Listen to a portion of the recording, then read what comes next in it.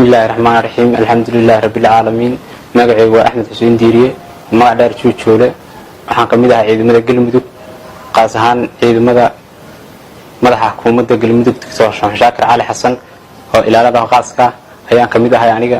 waxaan u mahadcelinayaa shacabka Soomaaliyeed meel ka sii joogan sidii nagu dhiirigeliyeen amniga sugudiisa ay noola qayb qaateen si gaar ah waxaan ugu mahadcelinayaa shacabka degmada Qurceel sidii ay noola qayb qaateen dhagarqabihii maleegayay qaraxa inaan gacanta ku dhigno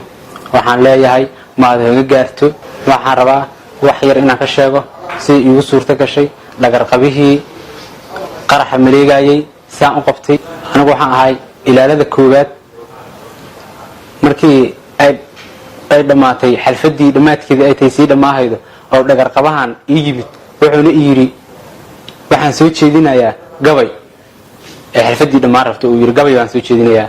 markaas baan dareemay dhagarqabahaanu inuu gabaynu soo jeedinayno wax kale oo wado markaas waxaan go'aansaday in dhagarqabahana labadiisa qacnood ku dhago ana siideen intay madaxdu ka baxayso oo meesha laga baxayo madaxdu ay ka baxayso dhagarqabaha ana qacantiisa haya oo ay u qacansiiyeen ciidamada amniga inuu sameeyna iska nuxnuuxin